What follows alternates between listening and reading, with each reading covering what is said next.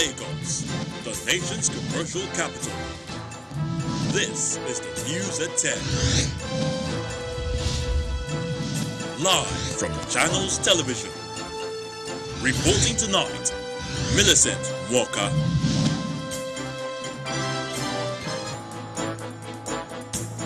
Tonight, National Emergency Management Agency NEMA launches crisis number 0800 Call NEMA to aid communities in flood-prone areas over flood alerts. Dark cloud envelopes the health sector. Medical and Dental Consultants Association of Nigeria, MEDCAN, meets on Sunday to decide on strike action. President Muhammadu Buhari returns to Nigeria after medical checkup and also attending the Global Education Summit. And Taliban advances towards Afghan capital Kabul as it captures 6 more provincial capitals in a single day. Plus business, sports, news from Abuja, and later international news from our studio in London. On business news tonight, Securities and Exchange Commission says total unclaimed dividends in the capital markets climbed to 170 billion naira as of December 2020. On sports news tonight, the English Premier League returns with Arsenal losing their opening match away against newly promoted side Brentford 2-0. And from Abuja, Minister of Communications positions ICT as top earner in the areas of employment and revenue generation, contributing over 14% of the nation's GDP.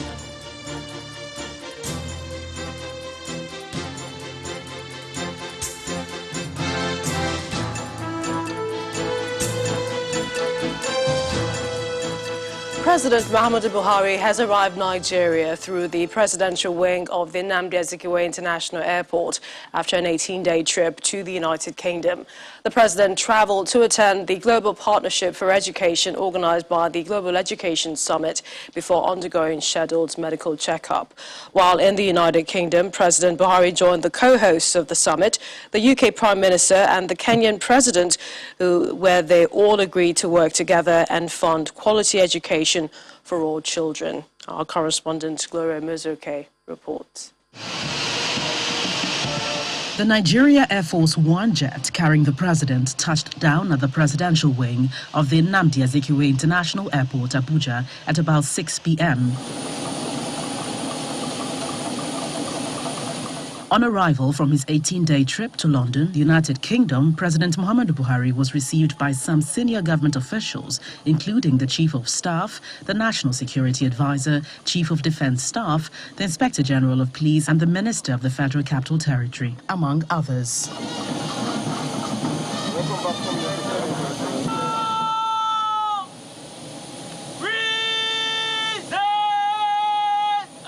Before departing the international airport for the State House, the president inspected a guard of honor mounted by officers and men of the Guards Brigade of the Nigerian Army.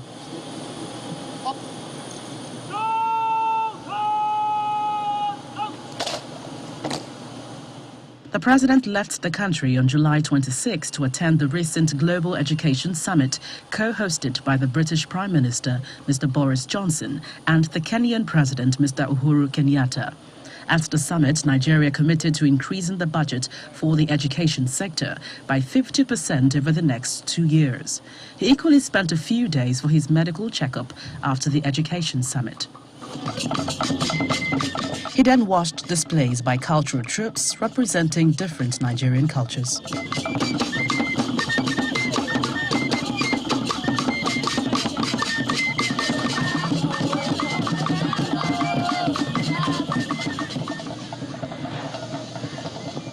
Gloria Umezuke, Channels Television News. In the meantime, the special advisor to the president on media and publicity, Mr. Femi Adesina, has been speaking about the president's next line of action now that he's back in the country. Mr. Adesina was speaking on our political program, Politics Today. The first thing is to get briefings. Get briefings from the vice president, get briefings from his top aides. They will fill him in on what had happened in the past 3 weeks. And you know that on the security front, a lot had happened. In fact, the tide has turned against the insurgents, it has turned against the bandits, and there will be a lot of filling in for the president. He will get briefings. And then, of course, you know that there had been a lot of infrastructural developments. You could see Minister for Works and Housing going all over the place, inspecting this, inspecting that, declaring this open, commissioning that, and the president will need to be briefed, particularly by the ministers and his top aides and top government officials. Away from the president's return, the alarm bells are beginning to ring louder against the backdrop of the flood warnings by the Nigeria Meteorological Agency, as other relevant bodies are echoing the same warning by NIMET, asking communities living around the coastal areas to either relocate or prepare for the worst. The Nigeria Emergency Management Agency believes that one of the best ways to approach this issue is to make available emergency numbers for people to call when they experience flooding. Our correspondent Kayla Megwa has more. The Nigerian Emergency Management Agency is responding to the predictions of flooding by NIMET and NISA by upgrading its call center with the help of the government of Saudi Arabia. It is our resolve that the support by the Kingdom of Saudi Arabia will enhance, promote and effect response to emergencies and further strengthen bilateral cooperation between our two countries. Inshallah. Thank you. The communication facilities provided in the call center include 11 computers for call workstations, 10 headsets for call agents, 5 laptops, 3 printers, training for call agents, and payment of 2-year annual maintenance for the upgraded call center. Today is a milestone occasion for NEMA. This intervention has no doubt taken NEMA and its mandate of disaster risk management to greater heights. NEMA is now in a better position to render efficient and effective disaster preparedness. Once they call, all 11 systems will queue starting from those call agents receive distress calls from different parts of the country. Their function here is to identify the location where that disaster has happened and then identify the relevant agency or first responders that will help in managing such disasters. That's what we do here. Back at the channel's office, we decided to put our own call through to the call center. Yes, am I speaking with the NEMA Emergency Call Center? Yes, ma'am. There's a flooding in my area. How do I get some help from you? Okay, ma'am, what's your area? Gwarimpa. Where in Gwarimpa exactly, ma'am? 3rd Avenue. Okay. We'll inform the registry agency to take response. Well, we've just verified that the call center for the NEMA office actually works, 0800 call NEMA. Now, this phone call, they weren't able to ask me exactly where my location was and how to get there and whatnot, but they say this is the beginning. They will be routing all of the emergencies of Nigerians to the relevant agencies to ensure that those agencies come to the help of people in emergencies immediately. Kayla Megwa, Channels Television News. Meanwhile, the Director General of the Nigeria Hydrological Services Agency, Mr. Clemens Nze, is advising the government to pay more than a cursory glance at the recent report released by UNESCO, predicting that Lagos could be underwater by the year 2050. He adds that recent events regarding weather and reclamation exercise on the coastlines of Lagos are a source of concern. He was speaking exclusively on our interview program, Hard Copy. They're in the public domain, that even children in what may be called secondary school, outside there in Germany, we are being taught, being exposed to this. So we have to take certain measures back home to see how we can monitor this trend, whether it will come to pass or those who will be there by 2050. But what we are seeing within the Lagos, that's the Lagos Island, is a source of concern, a source of worry. What are you saying precisely? We saw what happened in Lagos, mainly the main island, on the 16th of July.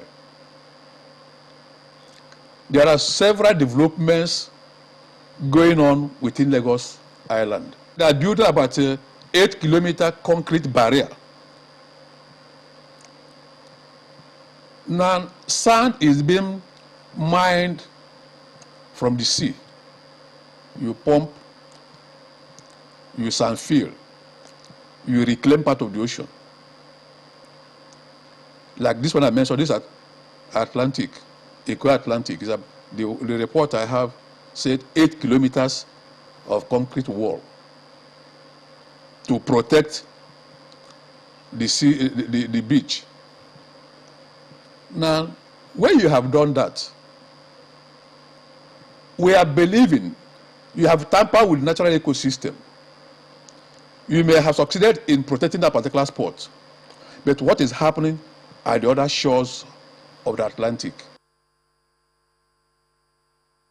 And to health, where a dark cloud may be hovering above the health sector going by the plans by the Medical and Dental Council of Nigeria to embark on strike beginning from Monday, August 23, 2021. President of the association, Professor Ken Ozilo, told Channels Television in Abuja that members will meet on Sunday, 15th of August, to decide on the next line of action. He adds that their demands have remained unmet despite several correspondence exchanged with the government since the 21-day ultimatum they issued in July, which expires the 17th of August. The medical and dental consultants are protesting against a circular from the National Salaries, Incomes and Wages Commission, which calls for the removal of its members from the Consolidated Medical Salary Structure, CONMES. MDCAN issued an ultimatum to government, a 21-day ultimatum that is going to expire on Monday. This ultimatum is to give a leeway for there to be a resolution of the issues at hand. Of course, if this is achieved, there will be no reason to proceed on strike. Our requests were very, very specific, and I will say that what we've achieved thus far is agreeing in principle, okay, but we're far from the solution. And on the National Resident Doctors Strike, the Minister of Labour and Employment, Senator Chris Ngige, has handed over the dispute between the two, that's the federal government and resident doctors, to the National Industrial Court of Nigeria for adjudication. The minister had given the NARD leadership till the end of work on Wednesday, 11th August 2021, to convene a virtual meeting of its National Executive Committee to brief its members on the efforts of government with a view to calling off the strike, which was not heeded. The striking doctors, under the aegis of National Association Resident Doctors NARD, had declared the industrial dispute with the federal government and proceeded on the indefinite strike action by August 2nd over inability of the latter to meet their demands. Well, it appears to be a season of industrial actions across the country as Senior Staff Association of Nigeria University, SANU, is demanding that the federal government meet financial obligations to the association. Otherwise, the group would have no choice than to down tools. The national president of SANU, Comrade Mohammed Ibrahim, gave the warning in Benin City during the association's regular zonal executive council meeting, South-South Zone, held at the University of Benin. Our members are suffering because their salaries have been mutilated since the advent of IPPIS, because most of our allowances have been chopped off. And we have entered into agreement with government as far back as 2009, where those allowances should be paid. Hazard allowances, responsibility allowances, shift duty, call duty, overtime, and all that is there is not a new thing. It's something that has been there in the system. But because of the consolidation of the salaries, government decided to remove all this, and the payments are no longer coming. In part two, after the break, Federal High Court sitting in Lagos orders interim forfeiture of 241 million naira to the federal government, allegedly diverted from the office of the Senior Special Advisor to the President on Sustainable Development Goals. Please join us again.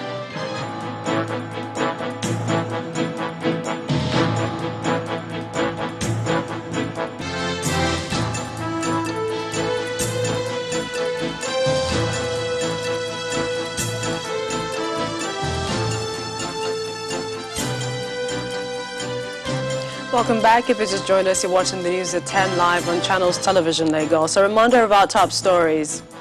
President Muhammadu Buhari returns to Nigeria after medical checkup and also attending the Global Education Summit. National Emergency Management Agency NEMA launches crisis number 0800 Call NEMA to aid communities in flood-prone areas over flood alerts. Dark cloud envelopes the health sector. Medical and Dental Consultants Association of Nigeria, MEDCAN, meets on Sunday to decide on strike action. Federal High Court sitting in Lagos orders interim forfeiture of 241 million naira to the federal government, allegedly diverted from the office of the Senior Special Advisor to the President on Sustainable Development Goals.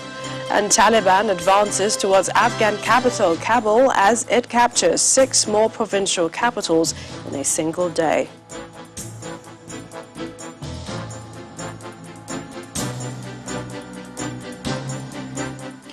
A federal high court sitting in Lagos has ordered the interim forfeiture to the federal government, the sum of 241 million naira, allegedly diverted from the office of the Senior Special Advisor to the President on Sustainable Development Goals, Adejoke Adefulire.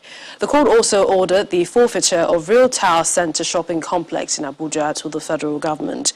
The Economic and Financial Crimes Commission, EFCC, which instigated the forfeiture order, told the court that it received damning intelligence reports from some concerned citizens in respect of abuse of office, diversion of funds and monumental fraud allegedly perpetrated by some staff of the Accounts Department at the office of the SSA to the President on SDG.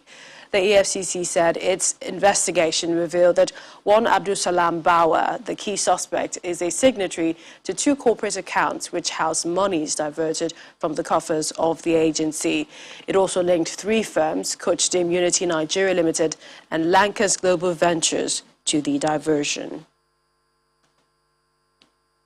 To all the stories, the Northwest Petroleum and Gas Company Limited says it has provided employment to at least 50 university graduates as the organization extends its business operations to Ondo State, southwest Nigeria.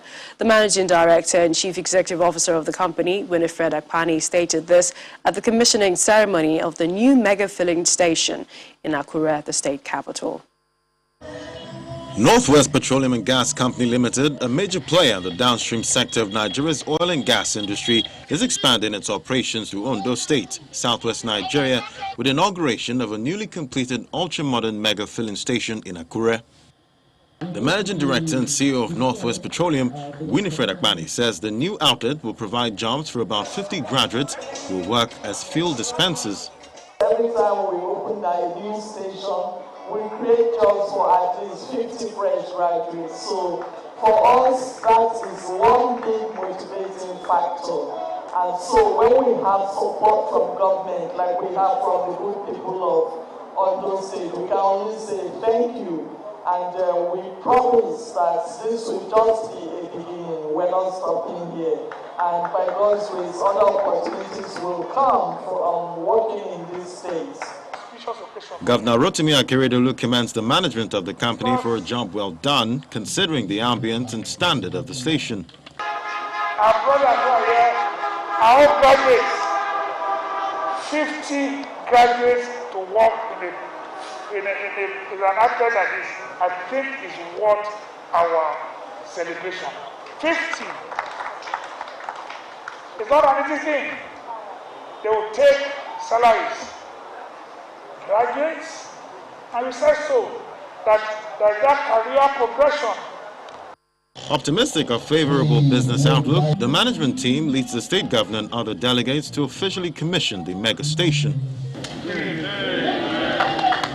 Northwest Petroleum and Gas Company Limited was established in 1998, and the company has grown from being a small oil marketer to becoming an exporter of crude oil from Nigeria since 2014. And to security, where the Niger State Commissioner for Information and Strategy, Mohammed Idris, has been speaking about his abduction and eventual release from captivity. Mr. Idris, who spent 5 days with the bandits, attributed his release to the act of God and says he would have resigned if the government had paid ransom to secure his freedom. While appreciating the governor of Niger State, Abubakar Bello, for maintaining the policy of no ransom payment to bandits, he adds that he remains resolute and could not be broken down by the bandits, and after a lengthy discussion with them, he was set free. And Alhaji Ahmed Joda, a former federal permanent secretary, is dead. His personal secretary, Mohammed Baba, announced that Mr. Joda passed on today at the Federal Medical Center, Yola, after a brief illness. Born in Yola in 1930, Mr. Joda attended Yola Elementary School and Yola Middle School before proceeding to Barawa College from 1945 to 1948 and attended Pitman College, London. In 1967, he became a federal permanent secretary in the Ministry of Information and subsequently moved to Lagos. It is worthy of note that he was the chairman of the 18-member transition committee nominated by General Muhammadu Buhari to receive the handover notes from the Goodluck Jonathan-led administration in 2015. President Muhammadu Buhari has commiserated with his family. Mr. Joda has been buried in Yola, according to Islamic rites.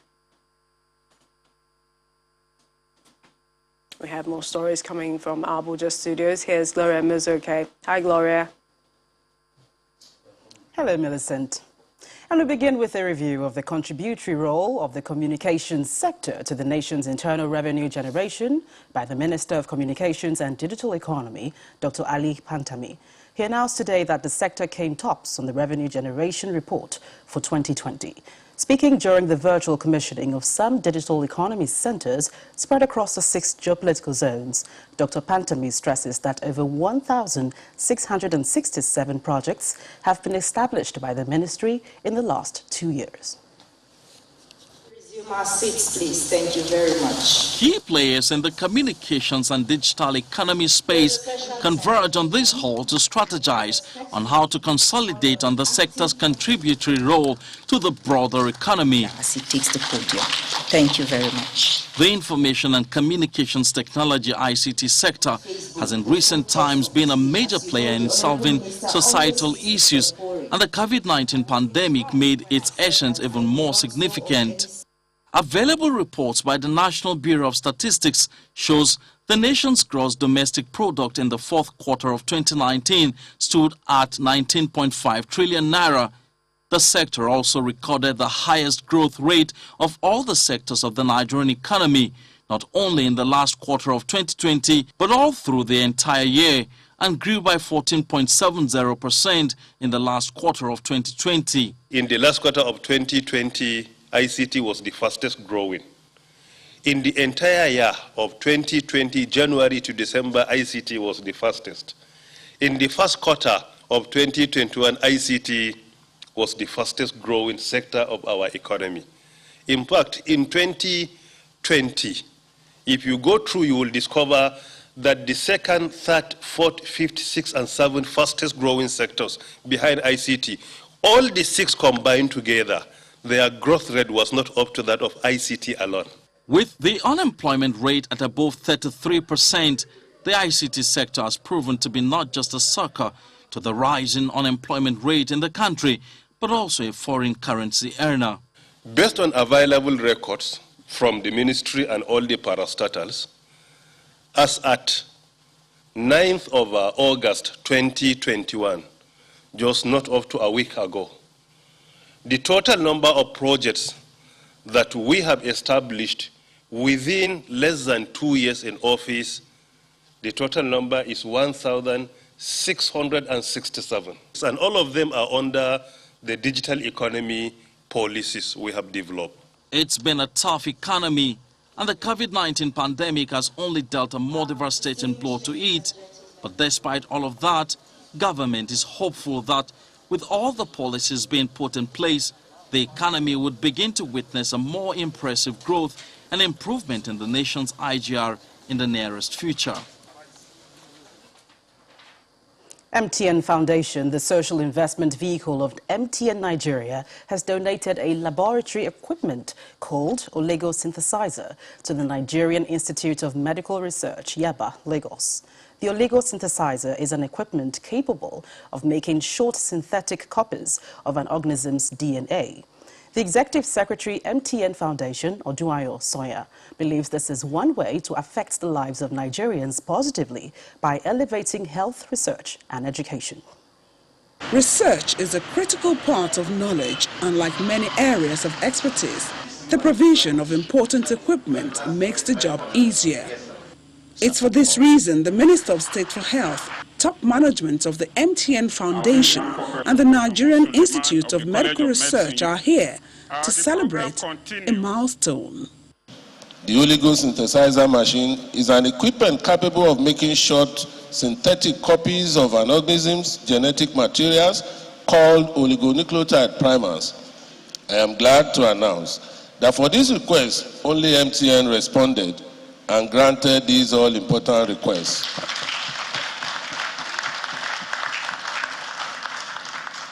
Costing the MTN Foundation well over 100 million naira.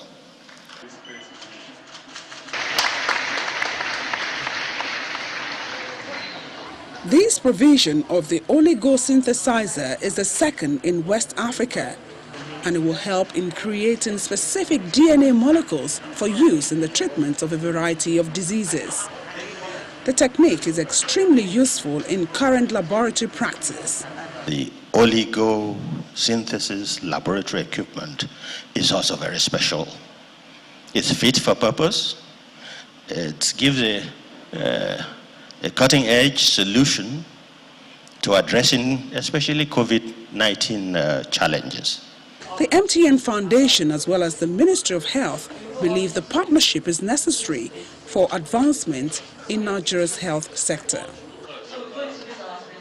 The operationalization of this laboratory will position our dear country to rapidly respond to outbreaks, support the design and production of local kits. And beyond the health impact, we believe that through the oligosynthesizer, even education will be elevated because the quality of research will be strengthened. We believe that the economy will benefit because new value chains will be stimulated. MTN Foundation says it is in the business of making lives brighter for customers and for the communities where it does business by committing its expertise and resources to make a difference. And still ahead on the news at 10, total number of unclaimed dividend in the capital market climbs to 170 billion naira as at December 2020, according to Securities and Exchange Commission. We'll bring you more stories from Abuja after the break. Please join us again.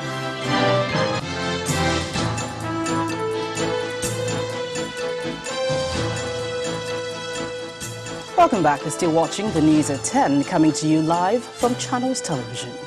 In Nasarawa State, 145 inmates of the Nigeria Correctional Service are getting an education while serving their time. While some have already graduated, others are currently studying a wide variety of courses. The Comptroller General of the service in the state, Aliyu Yahuza, who disclosed this to Channels Television in Lafia, the state capital, says the inmates are from the Lafia Custodial Center and the new one in Kefi. He said one of them has completed his doctorate degree, while 18 others are undergoing their master's degree.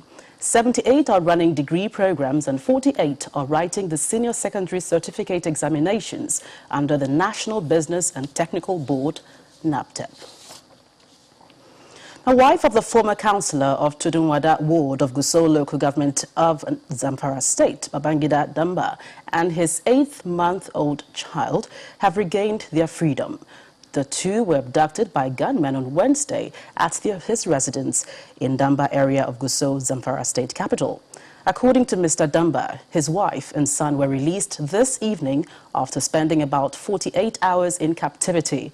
During the invasion in his residence, the heavily armed men fired multiple shots at the door in order to gain access into the house, a development that left the husband with gunshot wounds on his arm, after which the gunmen whisked away the nursing mother and her 8-month-old baby. Well, that's it from the nation's capital. We go over now to Teniola Shobowale in Lagos for business news.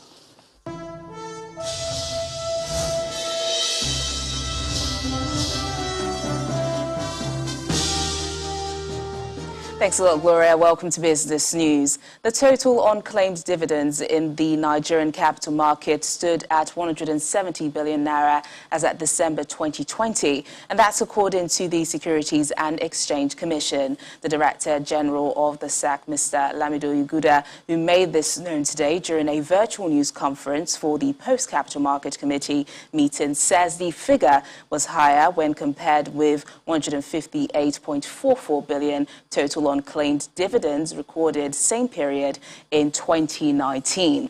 While attributing the increase to identity management and multiple subscriptions by investors, Mr. Iguda mentioned that the SAC has set up a high-powered committee to harmonize various databases of investors and facilitate data accuracy in the market.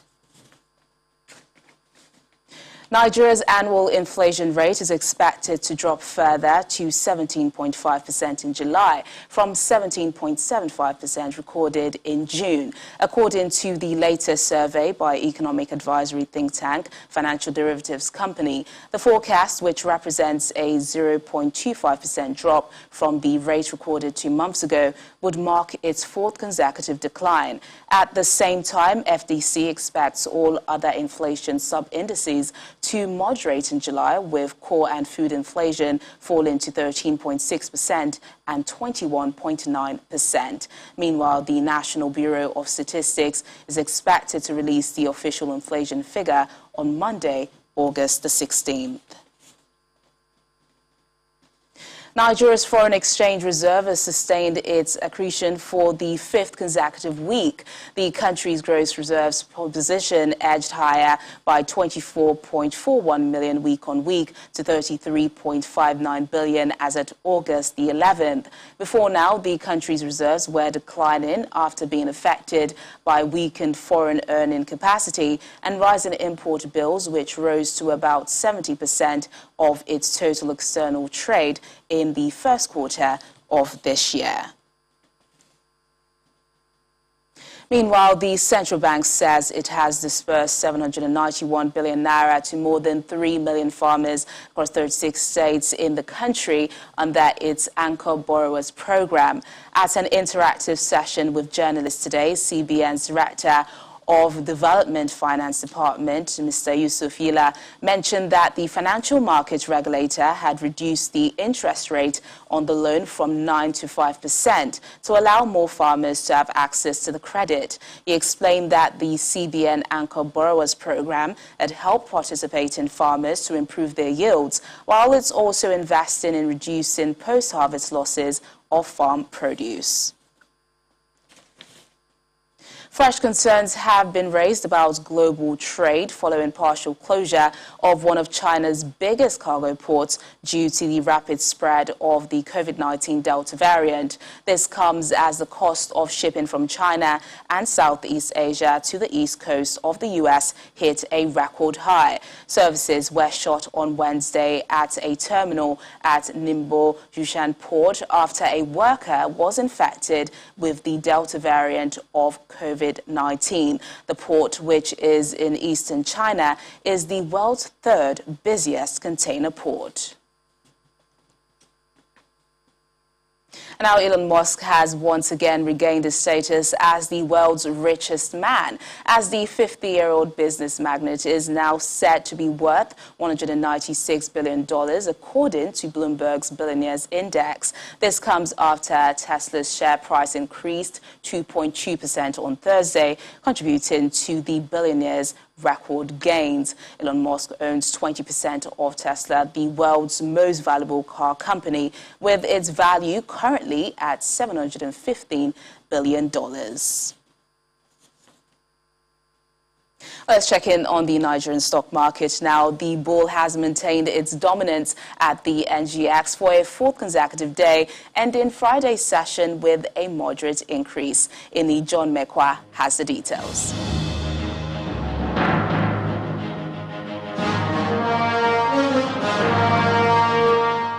Hello and welcome to the Stock Market Report. The winning streak continues for investors in the equities market as 17 billion naira was added to the market's total value, and the all-share index inched up 0.08% at the end of Friday's trading session. The activity chart shows a reduction in the number of deals and volume, but a 40.98% increase in value to put the market's worth at over 3.21 billion naira. The sectors were mostly in the green. Banking was up 0.35%. Zenith Bank contributed almost 187 million naira to this. Consumer goods took the gains even higher, 0.40%. Flour mill added almost 1.6 billion naira to this. Now, on the flip side, oil and gas lost 0.54%. 1.6 million unit shares of Total, which was traded today, has a whole lot to do with this. The trading week ends on a positive note, with FTN Cocoa Processors and 19 others gaining, while Qtix and 14 other stocks declined. So we leave the bull on the floor of the Nigerian exchange. And that's the Stock Market Report. I'm Ini John Mekwa.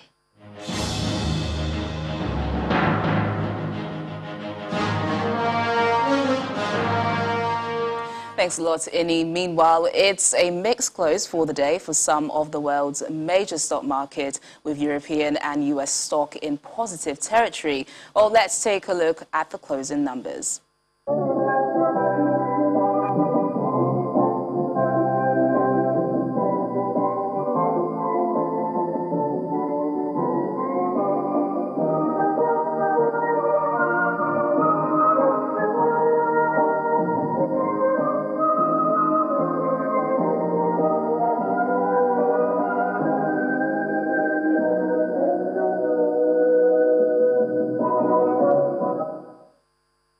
And that's business news tonight. It's back to Millicent for the rest of the news at 10.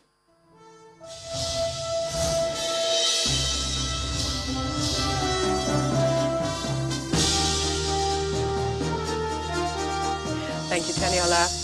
And the Taliban have seized Kandahar, Afghanistan's second largest city, and a number of other provincial capitals as the insurgent group accelerates its rapid advance towards the capital, Kabul. The group now controls most of northern Afghanistan and more than a third of its regional capitals. Here's Simon Pusey with more on this and other international news and around the world in 5.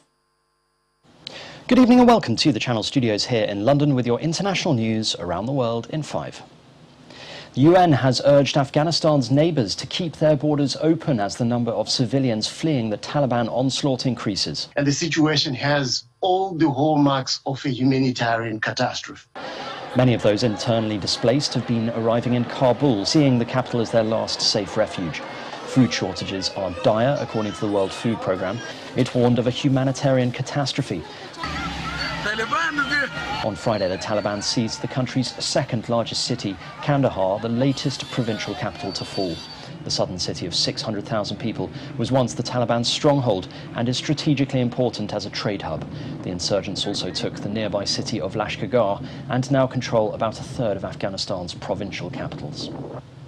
A man suspected of killing 5 people in the UK before turning the gun on himself has been named as Jake Davison. In online videos, the 22-year-old spoke of being beaten down and defeated by life. The licensed firearms holder shot 2 women, 2 men and a girl in the Kiyam area of the city on Thursday evening. Police said the incident, which is the worst mass shooting in Britain since 2010, is not terror-related. Last night, police received multiple calls at 6:11 to an address in Biddick Drive. The number of calls were considerable and were assessed, and it was later revealed that shots were being fired. There is no motive, as we know, at present. Again, that will be subject to inquiry, but we are at the moment not considering terrorism or a relationship with any far-right group or any such other group. In terms of the other people who've tragically lost their lives, whether he knew them by acquaintance, we do not know of any formal relationship between them.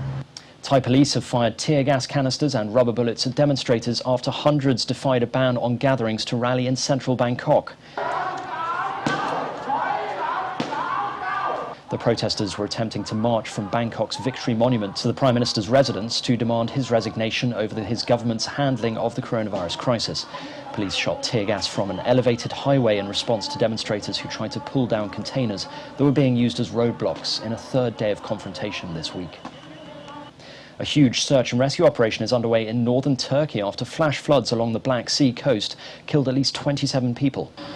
Kastamonu province is the worst hit area, accounting for 25 of the deaths. 2 others died in Sinop on the coast. The floods caused some buildings to collapse, smashing several bridges and clogging up some streets with wrecked cars and cut power supplies. This month, Turkey has also had to battle huge wildfires in the south. At least 21 people have died and 4 are missing in central China's Hebei province after heavy rain hit on Wednesday and Thursday. According to a preliminary investigation, the heavy downpour has affected more than 8,000 residents. China's Ministry of Emergency Management has sent a team to Hebei province to help the rescue efforts. The most severely hit regions include Suzhou, Xianjiang and Xiong'an in Hebei, the ministry said. Zambia's main opposition presidential candidate has called for the internet to be restored after it was cut during Thursday's tightly contested elections. Hakainde Hichilema said citizens should be allowed to follow the electoral process and continue with their lives. WhatsApp, Twitter and Facebook have been cut off. Election day passed off largely peacefully, but President Edgar Lungu, who is seeking a second term, said some violence was reported in the northwestern province.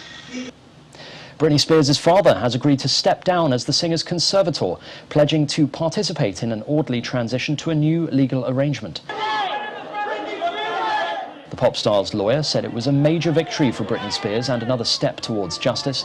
However, Jamie Spears' lawyer insisted there were no actual grounds for him to step back and gave no timetable for when he would relinquish his role. The singer's career has been in the hands of legal guardians since 2008. And finally, production of the new Lord of the Rings television series will move to the UK from New Zealand, according to Amazon Studios. The as-yet untitled fantasy epic is set thousands of years before the events in J.R.R. Tolkien's books, The Hobbit and The Lord of the Rings. It is a major blow for New Zealand's entertainment industry, where the award-winning movies were also filmed. Amazon Studios has already spent $465 million on the first season of the show. And that's your international news around the world in 5. Now back to the Channel Studios in Lagos. Thanks, Simon. And let's bring you some sports news now. Here's Ayotunde Balogun.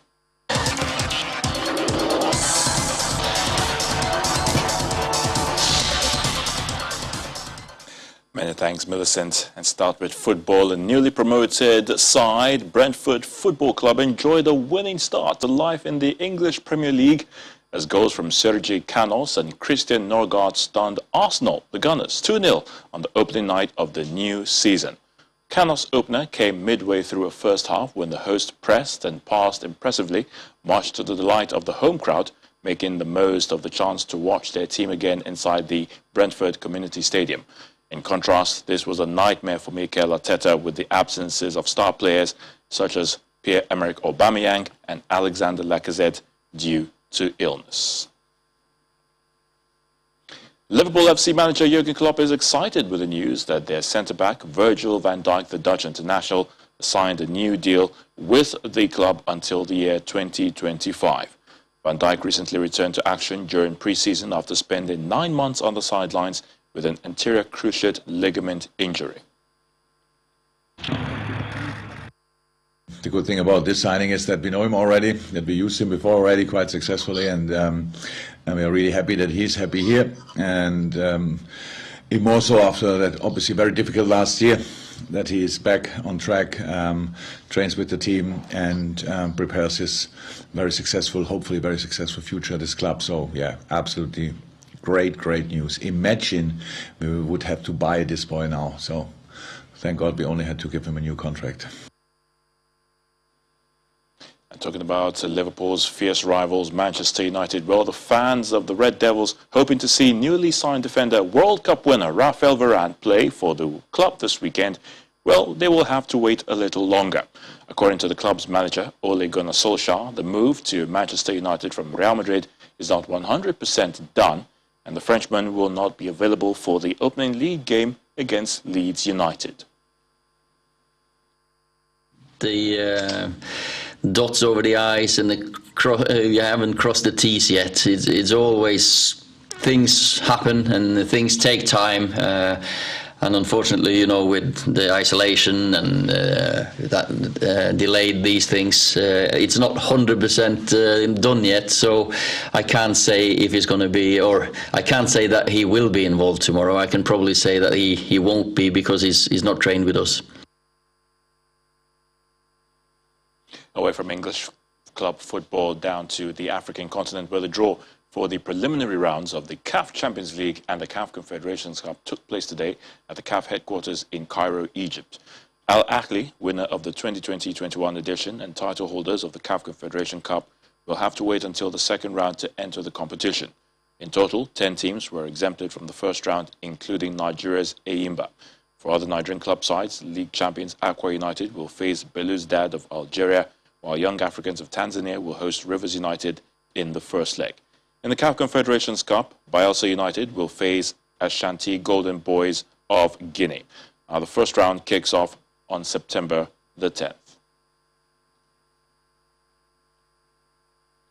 I'm Ayotunde Balogun. To wrap in sports news. Is back to you, Millicent.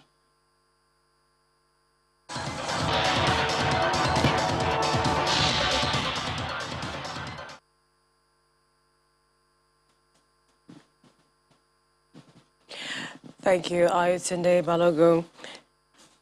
And just before we take the main news again, just to bring you a story, and this is ahead of the birthday of the former president of Nigeria. There was a legacy dialogue which took place today where former Nigerian leaders celebrated the former president on the occasion of his 80th birthday, and they also talked about the state of the nation. As somebody already mentioned, Eminent Nigerians gather under one roof to celebrate former military president General Ibrahim Babangida ahead of his 80th birthday. This is IBB. Speakers take turn to extol the virtues of the former military leader, describing him as a man of vision who, though misunderstood by many, meant well for Nigeria. He has got the love of this country in his heart, and he's always concerned of how things are going. When you assume a leadership of a people, a multi-ethnic people, it's a very delicate situation. And you must realize that you have to carry everybody along with you. Among several other guests who joined the event virtually are former head of state General Yakubu Gowon, former President Goodluck Jonathan, former interim president Chief Ernest Shonikan, and former Vice President Namadi Sambo. Happy birthday to you. They commend General Babangida's gains as a former military leader, emphasizing the need for unity among Nigerians. He served very loyally. He served, with greater, passion. He has paid his dues in terms of the unity of this country, bringing this country together. God, Almighty God, continue to bless us and bless our country as well. IBB, as he is fondly called, remains one of the very few Nigerians that got the privilege to serve his fatherland. For General Babangida, his joy knows no bounds. I made the right choice of patriots whom I believe with whom we could work together for the sake of this country. You have all worked for this country, and you have worked very well. The name General Ibrahim Badamasi Babangida means different thing to different people in Nigeria. He is described as a political Maradona and an evil genius. And for some, he is one person that has contributed immensely to the development of Nigeria. However, he is described, the fact is that the history of Nigeria will not be complete without the name IBB. Emperor Simon, Channels Television News. And the main news again. President Muhammadu Buhari today returned to Nigeria after medical checkup and also attending the Global Education Summit. That's news at 10 tonight. Thank you for watching. I'm Millicent Nwaka. Have a good night. Stay safe.